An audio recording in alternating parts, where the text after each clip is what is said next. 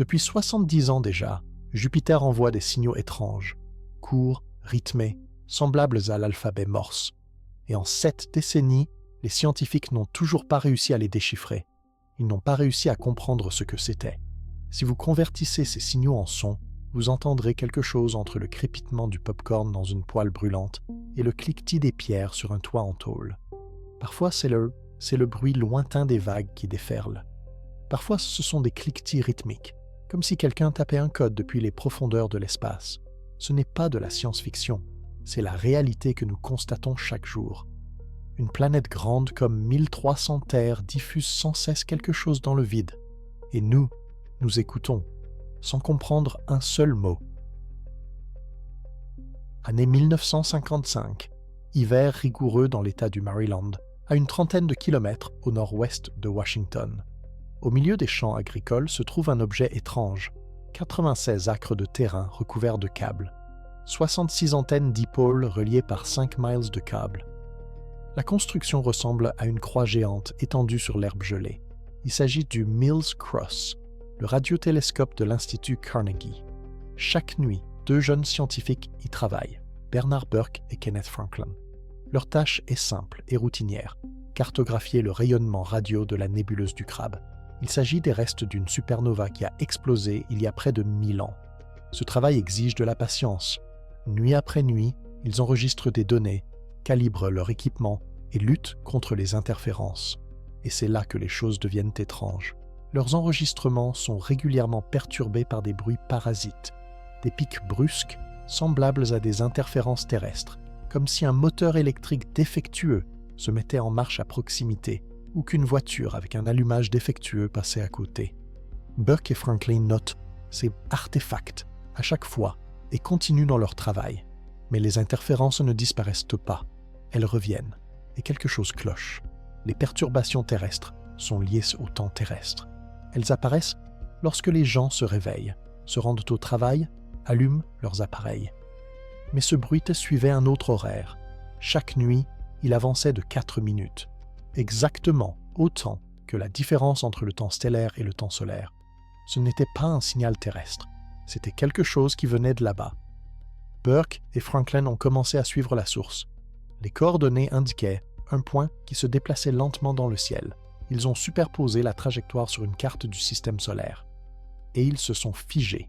La source était Jupiter. Le 6 avril 1955, lors d'une réunion de l'American Astronomical Society à Princeton, 2 jeunes radioastronomes ont annoncé que la planète Jupiter était une puissante source d'ondes radio. C'était la première fois dans l'histoire que l'humanité entendait la voix radio d'une autre planète. Le monde scientifique était sous le choc. On connaissait les émissions radioélectriques du Soleil, des galaxies lointaines, des restes de supernovas. Mais une planète, une géante gazeuse froide située à 800 millions de kilomètres de nous, d'où tirait-elle l'énergie nécessaire pour hurler à travers tout le système solaire? Il n'y eut pas de réponse, mais les signaux continuaient d'arriver. Les années ont passé, puis les décennies. Les scientifiques du monde entier ont pointé leurs antennes vers Jupiter, enregistré des milliers d'heures de sa voix, et ont progressivement commencé à discerner des régularités dans ce chaos. Les signaux ne se sont pas révélés être un bruit homogène. Ils se divisaient en 2 types, chacun ayant ses propres caractéristiques. Le premier type a été baptisé « L-surgissement », du mot « long ».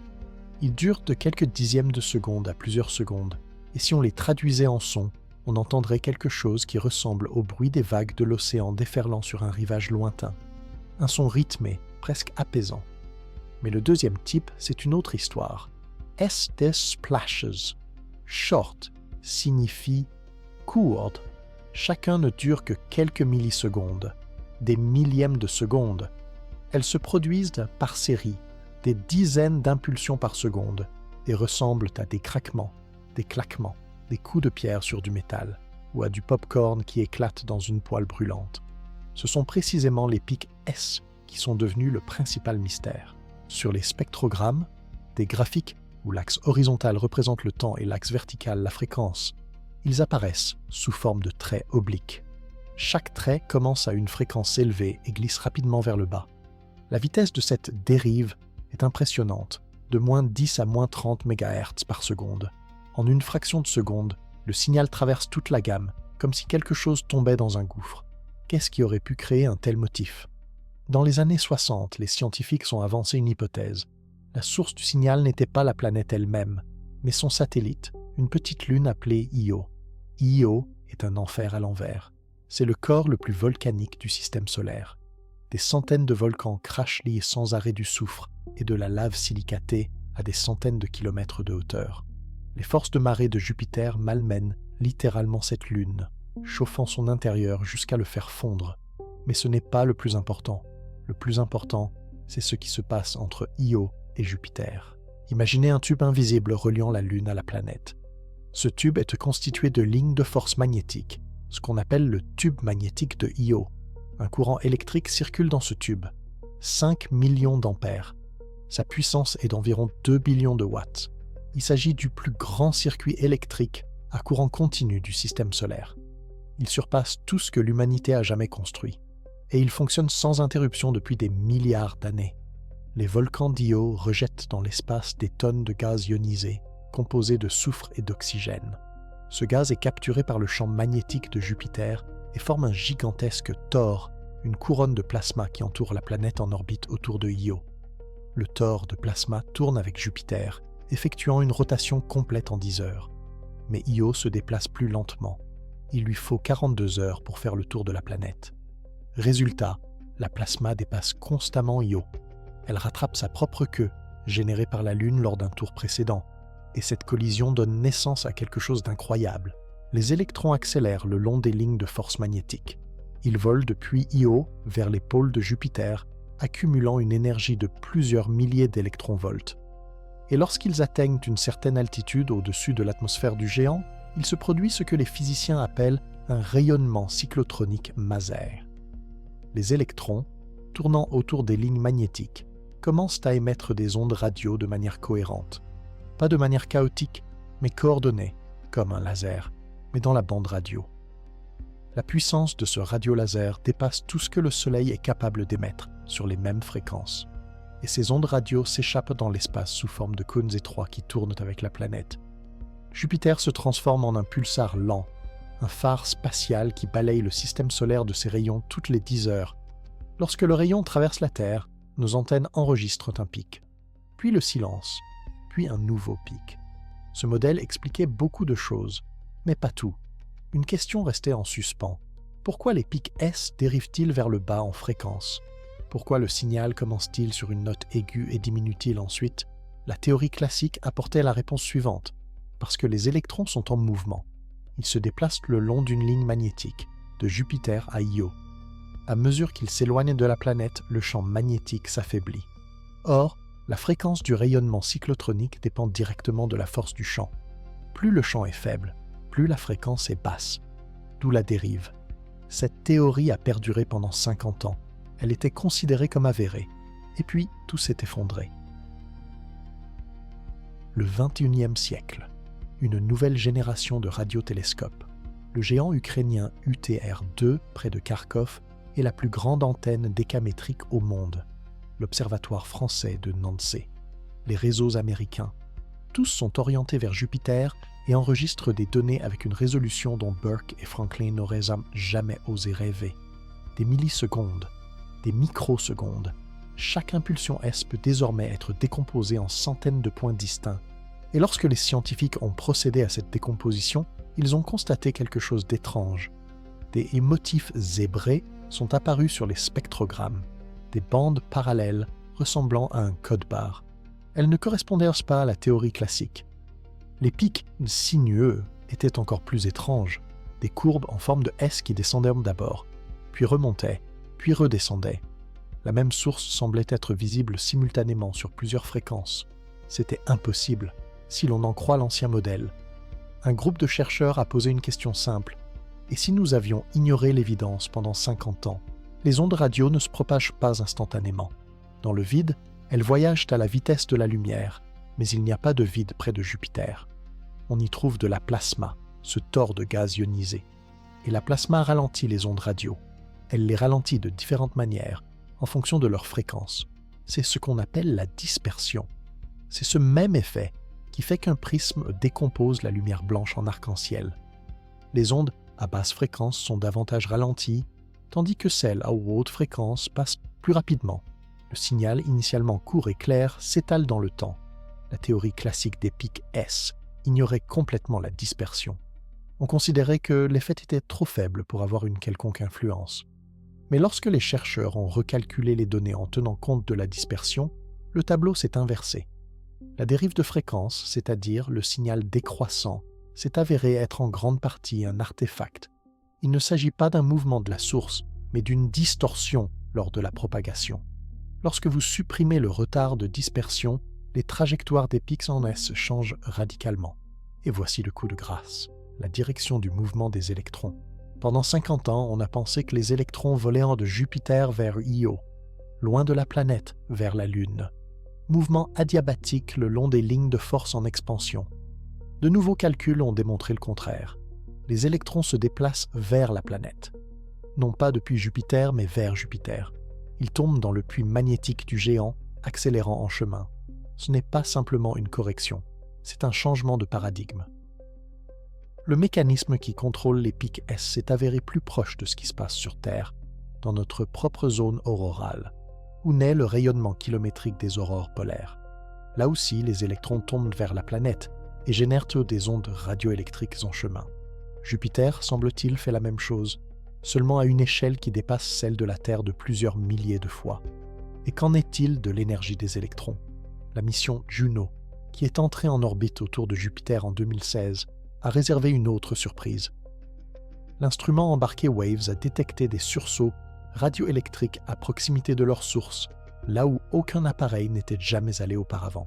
Les calculs ont montré que l'énergie des électrons générant les pics S est 23 fois supérieure à ce que supposaient les anciens modèles. Il ne s'agit pas de kiloélectronvolts, mais de dizaines de kiloélectronvolts.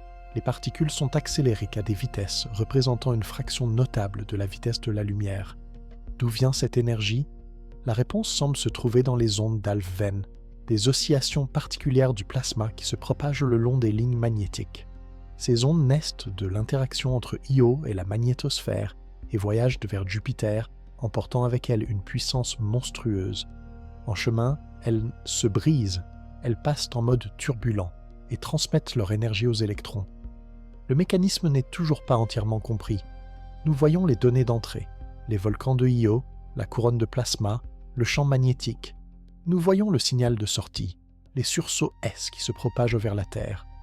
Mais la boîte noire entre les deux reste un mystère. 70 ans plus tard, nous commençons seulement à comprendre comment fonctionne cette voie. Qu'est-ce qui a changé au cours de ces 70 années? Commençons par une évidence. Nous ne sommes plus seuls dans les terres radio de la système solaire. Après la découverte de Burke et Franklin, les astronomes se sont empressés de vérifier les autres planètes et ont trouvé des voies partout. Saturne s'est avéré être une source radio, plus silencieuse que Jupiter, mais avec son propre caractère. Son rayonnement est lié aux aurores polaires et à la rotation de la magnétosphère. Uranus et Neptune parlent également, même si nous n'avons entendu leur voix que lorsque les sondes voyagées les ont survolées dans les années 80. Même la Terre, notre propre planète, s'est avérée être une source de rayonnement auroral kilométrique. Nous crions dans l'espace sans même le savoir, mais Jupiter reste le roi. Son signal est si puissant qu'il éclipse parfois le Soleil.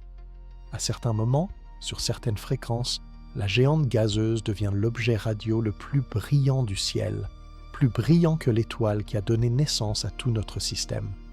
Cela a amené les scientifiques à réfléchir à des choses qui dépassent largement les limites du système solaire. Si Jupiter crie si fort, les planètes d'autres étoiles peuvent-elles aussi crier? Les exoplanètes, ces géantes gazeuses qui tournent autour de soleils lointains, sont théoriquement capables de générer le même rayonnement, peut-être même plus puissant si elles sont plus proches de leurs étoiles ou ont des champs magnétiques plus forts. Cela ouvre la voie à une toute nouvelle méthode de recherche. Nous avons l'habitude de rechercher les exoplanètes à partir de leur ombre lorsqu'elles passent devant leur étoile et la masquent légèrement, ou à partir du balancement gravitationnel de l'étoile sous l'influence de la planète. Mais que se passerait-il si nous pouvions les entendre directement?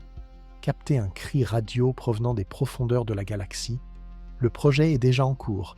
Le radiotélescope LOFAR en Europe, un réseau géant composé de milliers d'antennes réparties dans plusieurs pays, recherche de manière ciblée les rayonnements décamétriques provenant d'exoplanètes. Sans succès pour l'instant. Mais la technologie s'améliore, la sensibilité augmente. Peut-être entendrons-nous le premier signal radio provenant d'un monde extrasolaire avant la fin de notre vie. Et qu'en est-il de Jupiter lui-même? La mission Juno a bouleversé tout ce que nous savions sur cette géante. Elle va montrer que ses pôles sont recouverts de cyclones de la taille de la Terre qui, pour une raison inconnue, ne fusionnent pas entre eux, mais tournent dans une danse étrange, comme des boules sur une table de billard. Elle a découvert que le champ magnétique de Jupiter est grumeleux, c'est-à-dire irrégulier, avec des creux et des pics qui ne correspondent pas au modèle simple. Elle a mesuré la profondeur des célèbres bandes et zones de l'atmosphère. Certaines s'enfoncent à des milliers de kilomètres de profondeur, et elle continue à écouter. L'instrument Waves embarqué à bord de Junos est, en fait, un récepteur radio. Il enregistre ces mêmes sursauts en S, mais pas à une distance de 800 millions de kilomètres, comme les antennes terrestres, mais à proximité, parfois à seulement quelques milliers de kilomètres de la source. C'est comme la différence entre écouter un concert à travers un mur et se tenir sur scène à côté des haut-parleurs. Les données de Juno ont confirmé que le mécanisme des sursauts S ne fonctionne pas uniquement en association avec Io. En 2023, un groupe de chercheurs français a découvert des signaux similaires liés à Ganymède, le plus grand satellite de Jupiter et la seule lune du système solaire à posséder son propre champ magnétique. De plus, des sursauts S ont été générés par les aurores polaires principales de Jupiter, sans aucune intervention des satellites. Cela signifie que le mécanisme est universel. Il ne nécessite pas les volcans de Io comme seul combustible. Un champ magnétique, du plasma et des conditions adéquates suffisent pour que la planète se mette à hurler. Mais la découverte la plus étrange n'est pas liée à ce que nous avons trouvé, mais à ce que nous ne comprenons toujours pas. Vous vous souvenez du renversement de la direction du mouvement des électrons? Nous savons désormais qu'ils tombent vers Jupiter, et non loin de Jupiter. Mais cela soulève une nouvelle question. Où accélère-t-il? L'ancien modèle était simple. Les électrons sont accélérés dans le torplasma de Io, volent le long des lignes magnétiques et émettent des rayonnements en chemin. Le nouveau modèle nécessite une autre source d'énergie. Les ondes d'Alfvén sont le principal candidat, mais les détails restent flous. Où exactement se produit le transfert d'énergie? À quelle altitude? Quel mécanisme provoque la rupture de l'onde et le transfert de son énergie aux particules? Nous voyons les symptômes, mais nous ne comprenons pas la maladie. Ou, plus précisément, nous ne comprenons pas la santé, car pour Jupiter, ce n'est pas une maladie, mais un état normal. Il fait cela depuis des milliards d'années. Et ici se pose une autre question qui est rarement posée à haute voix. Ces signaux peuvent-ils avoir une autre signification? En 2024, un groupe de chercheurs du projet SETI a proposé une méthode inhabituelle pour rechercher une intelligence extraterrestre. Leur idée, une civilisation avancée pourrait ne pas s'utiliser de puissants radiophares qui révèlent sa position. Au lieu de cela, elle pourrait dissimuler ses messages dans le bruit naturel, dans des signaux qui ressemblent à des phénomènes naturels. Les sursauts S de Jupiter constituent un camouflage idéal. Ils sont complexes, chaotiques et difficiles à analyser. Si quelqu'un souhaite dissimuler un message dans le bruit cosmique, il n'y a pas de meilleur endroit. Il s'agit bien sûr de spéculation. Il n'existe aucune preuve que les signaux de Jupiter aient une origine autre que la physique des plasmas. Cependant, le simple fait que nous ne puissions exclure cette possibilité montre à quel point nous comprenons peu ce que nous entendons. Il y a 70 ans, 2 scientifiques dans un champ près de Washington ont pris un signal pour une interférence. Aujourd'hui, nous savons que c'est la voix de la plus grande planète du système solaire. Mais savons-nous ce qu'elle dit? Revenons en arrière. Regardons la situation dans son ensemble.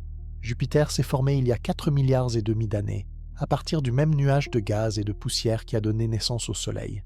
Il a été le premier, un colosse gravitationnel qui a rassemblé la majeure partie de la matière restante après la naissance de l'étoile.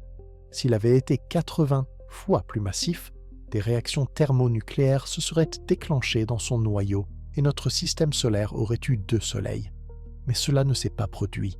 Jupiter est resté une planète, une géante froide et sombre qui ne se réchauffe que grâce à sa propre compression gravitationnelle et à la lumière lointaine du Soleil. Et pendant tout ce temps, 4,5 milliards d'années, il crie. Nous l'écoutons depuis 70 ans. Cela représente une 70 millionième partie de sa vie.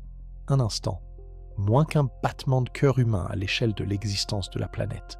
En un instant, nous avons réussi à naître en tant que civilisation technologique, à inventer la radio, à construire des antennes, à lancer des sondes, à créer des ordinateurs capables d'analyser des téraoctets de données. Et pourtant, nous ne comprenons toujours pas ce qu'ils nous disent. Ce n'est pas un reproche, c'est une constatation. L'espace n'est pas silencieux, il ne l'a jamais été. Les étoiles rayonnent, les pulsars battent, les trous noirs rugissent à des fréquences que nous commençons seulement à apprendre à entendre. Les planètes, même les froides boules de gaz situées à la périphérie de leur système, ajoutent leur voix à ce chœur. Nous sommes tout simplement devenus sourds pendant des millions d'années d'évolution, jusqu'à ce que nous ayons des oreilles capables d'entendre les ondes radio. Et puis, quand nous les avons enfin construites, il s'est avéré que comprendre les mots était une toute autre affaire. Jupiter n'est pas le seul à parler. Il n'est même pas le plus bruyant de l'univers, mais c'est le plus proche, c'est notre voisin. Et si nous ne pouvons pas comprendre notre voisin, quelle chance avons-nous de comprendre un cri provenant de l'autre bout de la galaxie? C'est peut-être là que réside la leçon. Nous avons tendance à considérer l'espace comme un vide, un abîme noir parsemé de rares étoiles scintillantes, silencieux, indifférent, mort. Mais c'est une illusion. L'espace est un océan de signaux que nous commençons seulement à distinguer. Des ondes gravitationnelles provenant de trous noirs qui fusionnent, des flux de neutrinos provenant de supernovas qui explosent, des cris radioélectriques de planètes magnétisées. L'univers parle, constamment, dans plusieurs langues à la fois. Nous avons construit le premier appareil auditif en 1930, lorsque Karl Jansky a découvert par hasard les ondes radio de la Voie lactée. Nous avons entendu la première voix de la planète en 1955, grâce à Burke et Franklin. Nous avons envoyé Juno en 2011 pour nous rapprocher de la source. Et chaque fois que nous pensons avoir compris de quoi il s'agit, il s'avère que nous n'avons même pas compris l'alphabet.